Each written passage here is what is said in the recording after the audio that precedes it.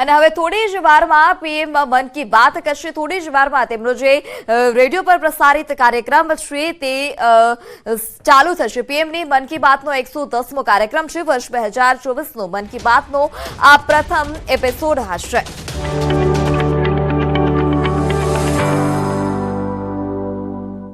मेरे प्यारे देशवासियों, नमस्कार।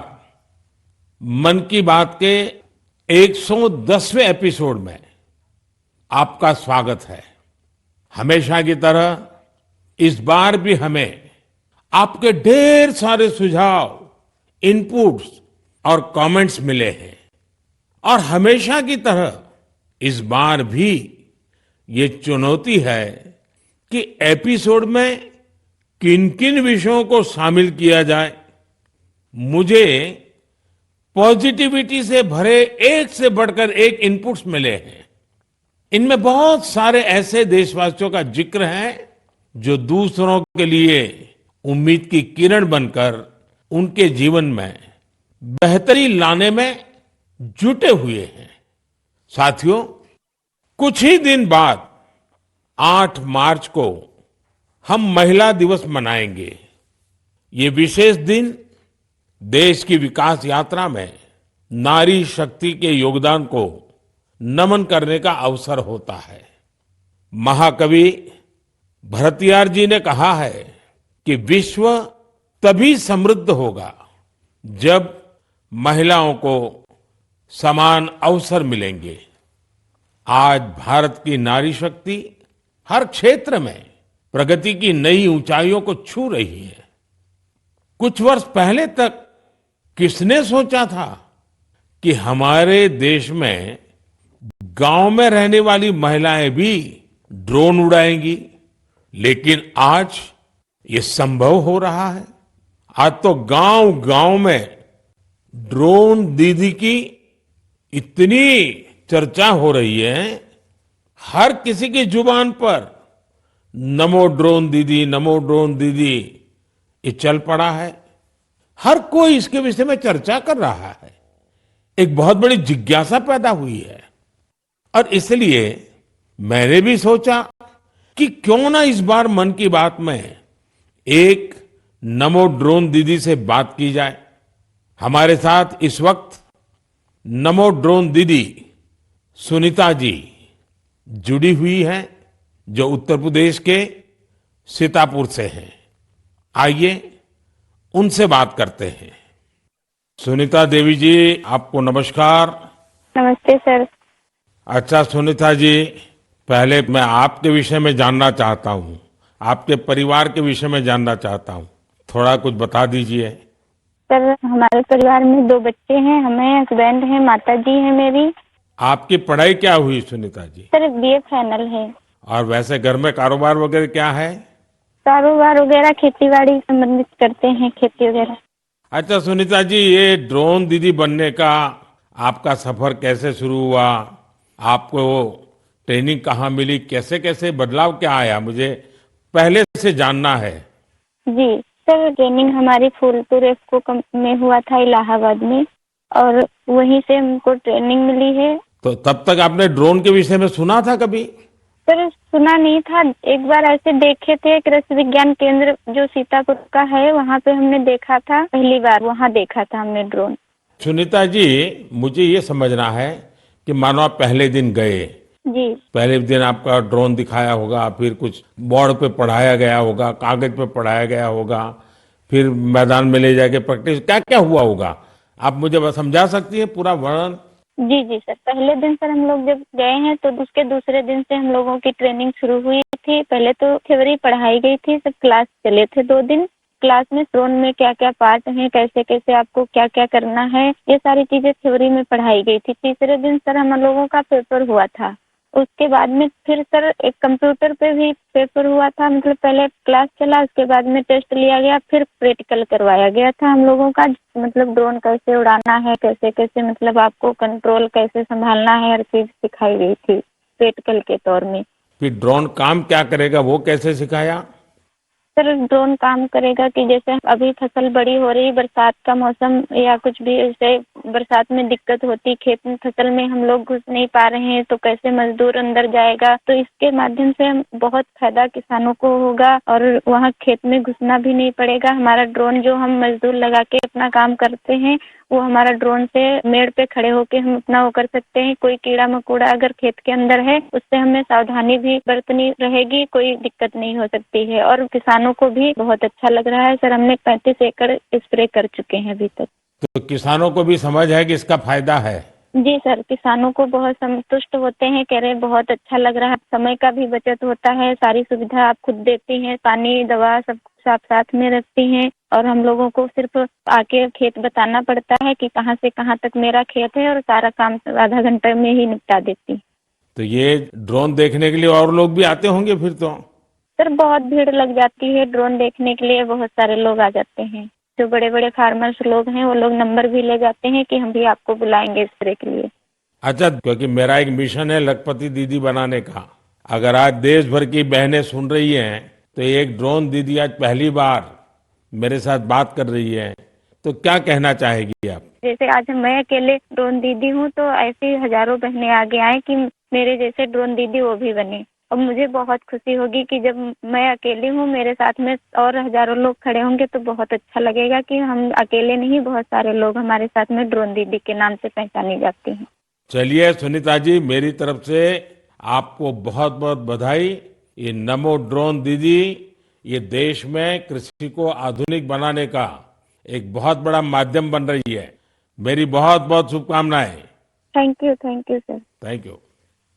साथियों, आज देश में कोई भी क्षेत्र ऐसा नहीं है जिसमें देश की नारी शक्ति पीछे रह गई हो। एक और क्षेत्र जहां महिलाओं ने अपनी नेतृत्व क्षमता का बेहतरीन प्रदर्शन किया है वो है प्राकृतिक खेती, जल संरक्षण और स्वच्छता। केमिकल से हमारी धरती मां को जो कष्ट हो रहा है, जो पीड़ा हो रही है, जो दर्द हो रहा है, हमारी धरती मां को बचाने में देश की मातृशक्ति बड़ी भूमिका निभा रही है। देश के कोने कोने में महिलाएं अब प्राकृतिक खेती को विस्तार दे रही है। आज अगर देश में जल जीवन मिशन के तहत इतना काम हो रहा है तो इसके पीछे पानी समितियों की बहुत बड़ी भूमिका है। इस पानी समिति का नेतृत्व महिलाओं के ही पास है। इसके अलावा भी बहनें बेटियां जल संरक्षण के लिए चौतरफा प्रयास कर रही हैं। मेरे साथ फोन लाइन पर ऐसी ही महिला है कल्याणी प्रफुल्ल पाटिल जी। ये महाराष्ट्र की रहने वाली है। आइए कल्याणी प्रफुल्ल पाटिल जी से बात कर उनका अनुभव जानते हैं। कल्याणी जी नमस्ते। नमस्ते सर जी, नमस्ते। कल्याणी जी, पहले तो आप अपने विषय में, अपने परिवार के विषय में, अपने कामकाज विषय में जरा बताइए। सर मैं एमएससी माइक्रोबायोलॉजी हूँ और मेरे घर में मेरे पतिदेव, मेरी सास है और मेरे 2 बच्चे और 3 साल से मैं अपने ग्राम पंचायत में कार्यरत हूँ। और फिर गांव में खेती के काम में लग गई क्योंकि आपके पास बेसिक नॉलेज भी है, आपकी पढ़ाई भी क्षेत्र में हुई है और अब आप खेती में जुड़ गई हैं। तो क्या क्या नए प्रयोग किए हैं आपने? सर हमने जो 10 प्रकार के हमारी वनस्पति है उसको एकत्रित करके उससे हमने ऑर्गेनिक फवारनी बनाया। जैसे कि जो हम पेस्टिसाइड वगैरह स्प्रे करते तो उससे पेस्ट वगैरह जो हमारी मिट्टी रहती है वो नष्ट हो रहे हैं और हमारी सॉइल का पोल्यूशन होता है। जो सब केमिकल चीजें वो पानी में घुल मिल रही है उसकी वजह से हमारे बॉडी पर भी हानिकारक परिणाम दिख रहे हैं। उस हिसाब से हमने कम से कम पेस्टिसाइड का यूज करके, तो एक प्रकार से आप पूरी तरह प्राकृतिक खेती की तरफ जा रही हैं। हाँ, जो अपनी पारंपरिक खेती है सर वैसे हमने की पिछले साल। क्या अनुभव आया प्राकृतिक खेती में? सर जो हमारी महिला है उनको जो खर्च है वो कम लगा और जो प्रोडक्ट है सर, तो वो समाधान था कि हमने विदाउट पेस्ट वो किया है, क्योंकि अब कैंसर के प्रमाण जो बढ़ रहे हैं, तो जैसे शहरी भागों में तो है, लेकिन गांव में भी हमारे उसका प्रमाण बढ़ रहा है। तो उस हिसाब से अगर आप अपने आगे के परिवार को अपने सुरक्षित करना है तो ये मार्ग अवलंबना जरूरी है। इस हिसाब से वो महिलाएं भी सक्रिय सहभाग इसके अंदर दिखा रही है। अच्छा कल्याणी जी, आपने कुछ जल संरक्षण में भी काम किया है, उसमें क्या किया है आपने? सर, रेन वाटर हार्वेस्टिंग जो हमारे शासकीय जितने भी इमारतें, जैसे कि प्राथमिक शाला हुई, आंगनवाड़ियाँ हुए, हमारी ग्राम पंचायत की जो बिल्डिंग है, वहाँ के जो पानी है बारिश का, वो सब इकट्ठा करके हमने एक जगह पे कलेक्ट किया हुआ है।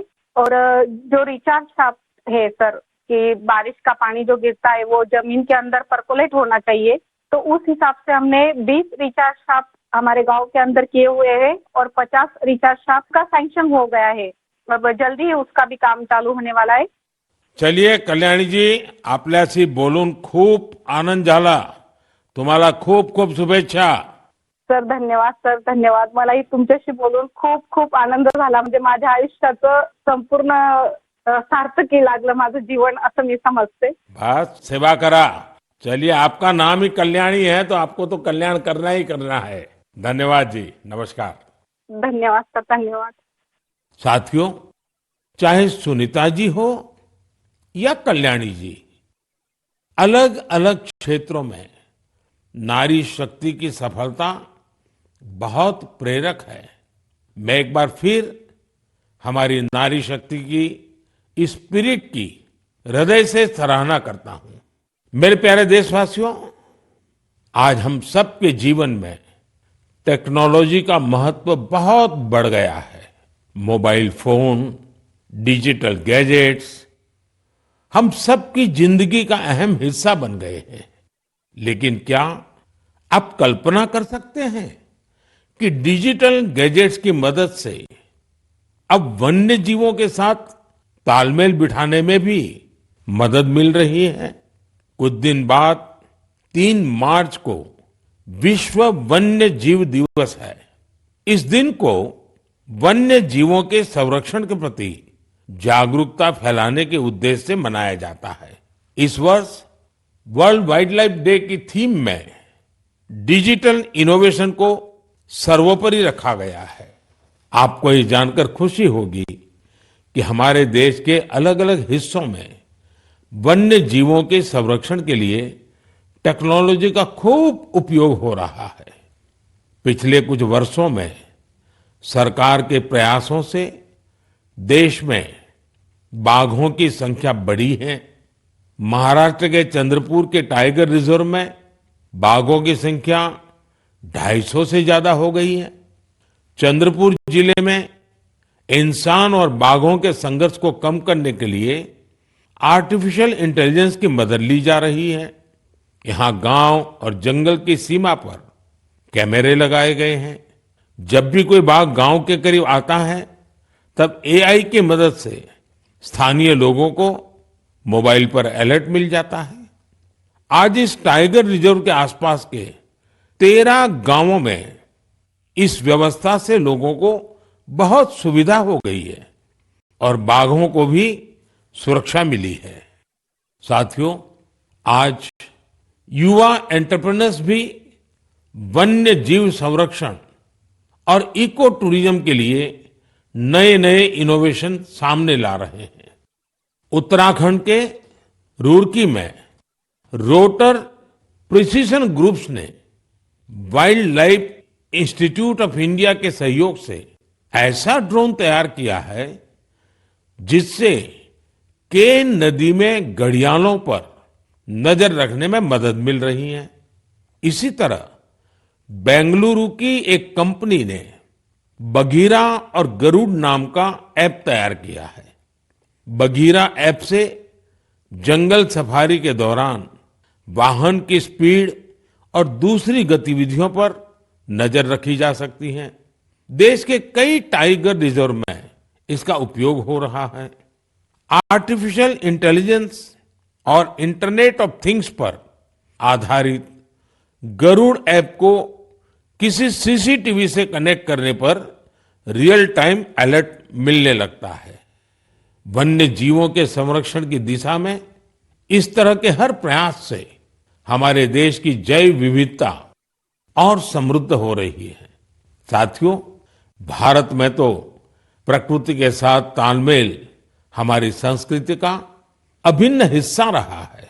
हम हजारों वर्षों से प्रकृति और वन्य जीवों के साथ सह अस्तित्व की भावना से रहते आए हैं। अगर आप कभी महाराष्ट्र के मेलघाट टाइगर रिजर्व जाएंगे तो वहां स्वयं इसे अनुभव कर सकेंगे। इस टाइगर रिजर्व के पास खटकली गांव में रहने वाले आदिवासी परिवारों ने सरकार की मदद से अपने घर को होम स्टे में बदल दिया है। ये उनकी कमाई का बहुत बड़ा साधन बन रहा है। इसी गांव में रहने वाले कोरकू जनजाति के प्रकाश जामकर जी ने अपनी 2 हेक्टेयर जमीन पर 7 कमरों वाला होम स्टे तैयार किया है। उनके यहाँ रुकने वाले पर्यटकों के खाने पीने का इंतजाम उनका परिवार ही करता है।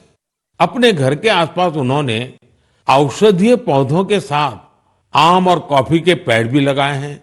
इससे पर्यटकों का आकर्षण तो बढ़ा ही है, दूसरे लोगों के लिए भी रोजगार के नए अवसर बने हैं। मेरे प्यारे देशवासियों, जब पशुपालन की बात करते हैं तो अक्सर गाय भैंस तक ही रुक जाते हैं, लेकिन बकरी भी तो एक अहम पशुधन है जिसकी उतनी चर्चा नहीं होती है। देश के अलग अलग क्षेत्रों में अनेकों लोग बकरी पालन से भी जुड़े हुए हैं। ओडिशा के कालाहांडी में बकरी पालन गांव के लोगों की आजीविका के साथ साथ उनके जीवन स्तर को ऊपर लाने का भी एक बड़ा माध्यम बन रहा है। इस प्रयास के पीछे जयंती महापात्रा जी और उनके पति बीरेन साहू जी का एक बड़ा फैसला है। ये दोनों बेंगलुरु में मैनेजमेंट प्रोफेशनल्स थे, लेकिन इन्होंने ब्रेक लेकर कालाहांडी के सालेभाटा गांव जाने का फैसला लिया। ये लोग कुछ ऐसा करना चाहते थे जिससे यहाँ के ग्रामीणों की समस्याओं का समाधान भी हो, साथ ही वो सशक्त भी बने। सेवा और समर्पण से भरी अपनी इसी सोच के साथ इन्होंने माणिकस्तु एग्रो की स्थापना की और किसानों के साथ काम शुरू किया। जयंती जी और बीरेन जी ने यहाँ एक दिलचस्प माणिकस्तु गॉट बैंक भी खोला है। वे सामुदायिक स्तर पर बकरी पालन को बढ़ावा दे रहे हैं। उनके गोट फार्म में करीब दर्जनों बकरियां हैं। माणिकस्तु गोट बैंक इसने किसानों के लिए एक पूरा सिस्टम तैयार किया है। इसके जरिए किसानों को 24 महीने के लिए 2 बकरियां दी जाती हैं। 2 वर्षों में बकरियां 9 से 10 बच्चों को जन्म देती हैं। इनमें से 6 बच्चों को बैंक रखता है, बाकी उसी परिवार को दे दी जाती हैं जो बकरी पालन करता है। इतना ही नहीं, बकरियों की देखभाल के लिए जरूरी सेवाएं भी प्रदान की जाती हैं। आज 50 गांवों के 1000 से अधिक किसान इस दंपत्ति के साथ जुड़े हैं। उनकी मदद से गांव के लोग पशुपालन के क्षेत्र में आत्मनिर्भरता की ओर बढ़ रहे हैं। मुझे ये देखकर बहुत अच्छा लगता है कि विभिन्न क्षेत्रों में सफल प्रोफेशनल्स छोटे किसानों को सशक्त और आत्मनिर्भर बनाने के लिए नए नए तरीके अपना रहे हैं। उनका यह प्रयास हर किसी को प्रेरित करने वाला है। मेरे प्यारे देशवासियों, हमारी संस्कृति की सीख है परमार्थ परमो धर्मः, यानी दूसरों की मदद करना ही सबसे बड़ा कर्तव्य है। इसी भावना पर चलते हुए हमारे देश में अनगिनत लोग निस्वार्थ भाव से दूसरों की सेवा करने में अपना जीवन समर्पित कर देते हैं। ऐसे ही एक व्यक्ति है बिहार में भोजपुर के भीम सिंह भवेश जी। अपने क्षेत्र के मुसहर जाति के लोगों के बीच इनके कार्यों की खूब चर्चा है। इसलिए मुझे लगा कि क्यों न आज इनके बारे में भी आपसे बात की जाए। बिहार में मुसहर एक अत्यंत वंचित समुदाय रहा है, बहुत गरीब समुदाय रहा है।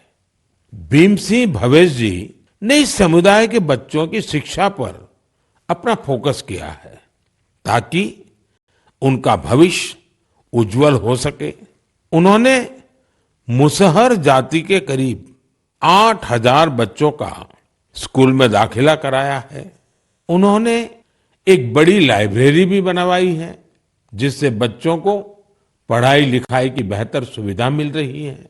भीम सिंह जी अपने समुदाय के सदस्यों के जरूरी डॉक्यूमेंट बनवाने में, उनके फॉर्म भरने में भी मदद करते हैं। इससे जरूरी संसाधनों तक गांव के लोगों की पहुंच और बेहतर हुई है। लोगों का स्वास्थ्य बेहतर हो, इसके लिए उन्होंने 100 से अधिक मेडिकल कैंप्स लगवाए हैं। जब कोरोना का महासंकट सिर पर था, तब भीम सिंह जी ने अपने क्षेत्र के लोगों को वैक्सीन लगवाने के लिए भी बहुत प्रोत्साहित किया। देश के अलग अलग हिस्सों में भीम सिंह भवेश जी जैसे कई लोग हैं जो समाज में ऐसे अनेक नेक कार्यों में जुटे हैं। एक जिम्मेदार नागरिक के तौर पर हम इसी प्रकार अपने कर्तव्यों का पालन करेंगे तो यह एक सशक्त राष्ट्र के निर्माण में बहुत ही मददगार साबित होगा। मेरे प्यारे देशवासियों, भारत की सुंदरता, यहाँ की विविधता और हमारी संस्कृति के अलग अलग रंगों में भी समाहित है। मुझे ये देखकर अच्छा लगता है कि कितने ही लोग निस्वार्थ भाव से भारतीय संस्कृति के संरक्षण और इसे सजाने संवारने के प्रयासों में जुटे हैं। आपको ऐसे लोग भारत के हर हिस्से में मिल जाएंगे। इनमें से बड़ी संख्या उनकी भी है जो भाषा के क्षेत्र में काम कर रहे हैं। जम्मू कश्मीर में गांदरबल के मोहम्मद मानशाह जी पिछले 3 दशकों से गोजरी भाषा को संरक्षित करने के प्रयासों में जुटे रहे हैं। वे गुजर बकरवाल समुदाय से आते हैं जो कि एक जनजातीय समुदाय है।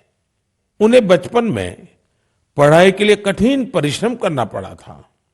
वो रोजाना 20 किलोमीटर की दूरी पैदल तय करते थे। इस तरह की चुनौतियों के बीच उन्होंने मास्टर्स की डिग्री हासिल की और ऐसे में ही उनका अपनी भाषा को संरक्षित करने का संकल्प दृढ़ हुआ। साहित्य क्षेत्र में मानशाह जी के कार्यों का दायरा इतना बड़ा है कि इसे करीब 50 संस्करणों में सहेजा गया है। इनमें कविताएं और लोकगीत भी शामिल हैं। उन्होंने कई किताबों का अनुवाद गोजरी भाषा में किया है। साथियों, अरुणाचल प्रदेश में तिरप के बनवंग लोसू जी एक टीचर हैं। उन्होंने वांचो भाषा के प्रसार में अपना अहम योगदान दिया है। यह भाषा अरुणाचल प्रदेश, नागालैंड और असम के कुछ हिस्सों में बोली जाती है। उन्होंने एक लैंग्वेज स्कूल बनवाने का काम किया है। इसके वांचो भाषा की एक लिपि भी तैयार की है। वो आने वाली पीढ़ियों को भी वांचो भाषा सिखा रहे हैं ताकि इसे लुप्त होने से बचाया जा सके। साथियों, हमारे देश में बहुत सारे ऐसे लोग भी हैं जो गीतों और नृत्यों के माध्यम से अपनी संस्कृति और भाषा को संरक्षित करने में जुटे हैं। कर्नाटका के वेंकप्पा अंबाजी सुगेटकार, उनका जीवन भी इस मामले में बहुत प्रेरणादायी है। यहाँ के बागलकोट के रहने वाले सुगाटकर जी एक लोक गायक हैं। इन्होंने 1000 से अधिक गोंधड़ी गाने गाए हैं। साथ ही इस भाषा में कहानियों का भी खूब प्रचार प्रसार किया है। उन्होंने बिना फीस लिए सैकड़ों विद्यार्थियों को ट्रेनिंग भी दी है। भारत में उमंग और उत्साह से भरे ऐसे लोगों की कमी नहीं, जो हमारी संस्कृति को निरंतर समृद्ध बना रहे हैं। आप भी इनसे प्रेरणा लीजिए, कुछ अपना करने का प्रयास करिए, आपको बहुत संतोष का अनुभव होगा। मेरे प्यारे देशवासियों, 2 दिन पहले मैं वाराणसी में था और वहां मैंने एक बहुत ही शानदार फोटो प्रदर्शनी देखी। काशी और आसपास के युवाओं ने कैमरे पर जो मोमेंट कैप्चर किए हैं वो अद्भुत है। इसमें काफी फोटोग्राफ्स ऐसी हैं जो मोबाइल कैमरे से खींची गई थी। वाकई आज जिसके पास मोबाइल है वो एक कंटेंट क्रिएटर बन गया है। लोगों को अपना हुनर और प्रतिभा दिखाने में सोशल मीडिया ने भी बहुत मदद की है। भारत के हमारे युवा साथी कंटेंट क्रिएशन के क्षेत्र में कमाल कर रहे हैं। चाहे कोई भी सोशल मीडिया प्लेटफॉर्म हो, आपको अलग अलग विषयों पर अलग अलग कंटेंट शेयर करते हमारे युवा साथी मिल ही जाएंगे। टूरिज्म हो, सोशल कॉज हो, पब्लिक पार्टिसिपेशन हो या फिर प्रेरक जीवन यात्रा, इनसे जुड़े तरह तरह के कंटेंट्स सोशल मीडिया पर मौजूद है।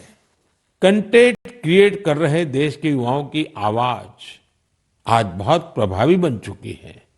उनकी प्रतिभा को सम्मान देने के लिए देश में नेशनल क्रिएटर्स अवार्ड शुरू किया गया है।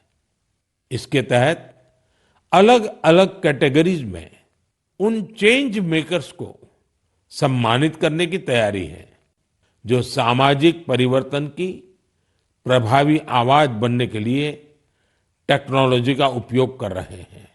यह कॉन्टेस्ट माई गॉव पर चल रहा है और मैं कंटेंट क्रिएटर्स को इससे जुड़ने के लिए आग्रह करूंगा। आप भी अगर ऐसे इंटरेस्टिंग कंटेंट क्रिएटर्स को जानते हैं तो उन्हें नेशनल क्रिएटर्स अवार्ड के लिए जरूर नॉमिनेट करें। मेरे प्यारे देशवासियों, मुझे इस बात की खुशी है कि कुछ दिन पहले ही चुनाव आयोग ने एक और अभियान की शुरुआत की है, मेरा पहला वोट देश के लिए। इसके जरिए विशेष रूप से फर्स्ट टाइम वोटर्स से अधिक संख्या में मतदान करने का आग्रह किया गया है। भारत को जोश और ऊर्जा से भरी अपनी युवा शक्ति पर गर्व है। हमारे युवा साथी चुनावी प्रक्रिया में जितनी अधिक भागीदारी करेंगे, इसके नतीजे देश के लिए उतने ही लाभकारी होंगे। मैं भी फर्स्ट टाइम वोटर से आग्रह करूंगा कि वह रिकॉर्ड संख्या में वोट करें। 18 का होने के बाद आपको 18वीं लोकसभा के लिए सदस्य चुनने का मौका मिल रहा है। यानी ये 18वीं लोकसभा भी युवा आकांक्षा का प्रतीक होगी। इसलिए आपके वोट का महत्व और बढ़ गया है। आम चुनावों की इस हलचल के बीच आप युवा न केवल राजनीतिक गतिविधियों का हिस्सा बनिए, बल्कि इस दौरान चर्चा और बहस को लेकर भी जागरूक बने रहिए। और याद रखिएगा, मेरा पहला वोट देश के लिए। मैं देश के इन्फ्लुएंसर्स को भी आग्रह करूंगा, चाहे वो खेल जगत के हो, फिल्म जगत के हो, साहित्य जगत के हो, दूसरे प्रोफेशनल्स हो या हमारे इंस्टाग्राम और यूट्यूब के इन्फ्लुएंसर्स हो, वो भी इस अभियान में बढ़ चढ़कर हिस्सा लें और हमारे फर्स्ट टाइम वोटर्स को मोटिवेट करें। साथियों, मन की बात के इस एपिसोड में मेरे साथ इतना ही।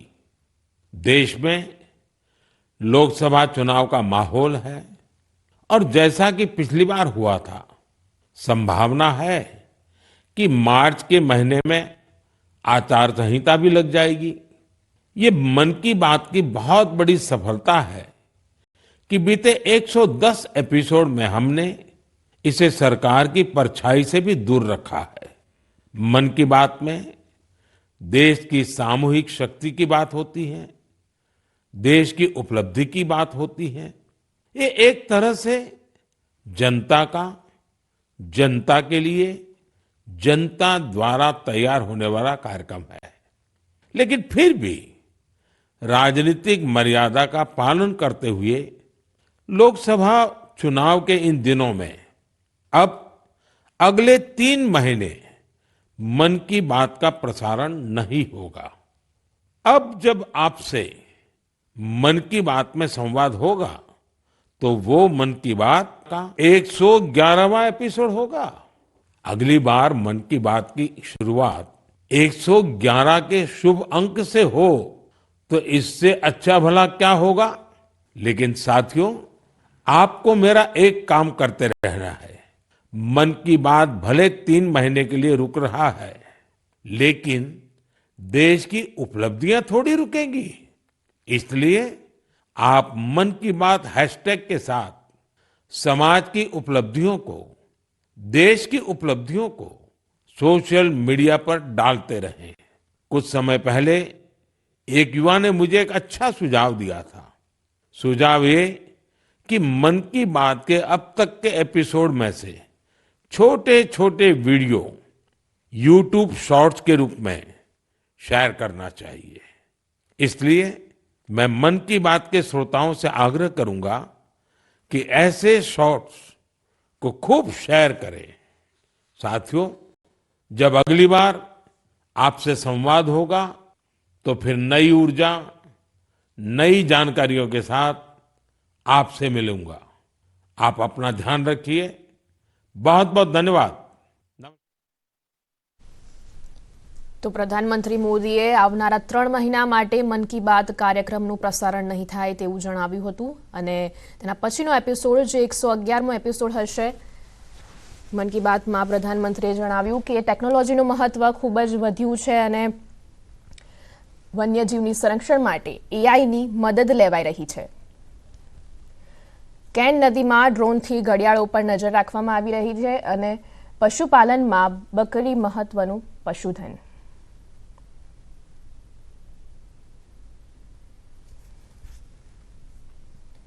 તો વન્યજીવ સંરક્ષણ માટે એઆઈની મદદ લેવાઈ રહી છે અને હાલના સમયમાં ટેકનોલોજીનું ખૂબ જ મહત્વ વધ્યું છે। કેન નદીમાં ડ્રોનથી ઘડિયાળો પર નજર રાખવામાં આવી રહી છે।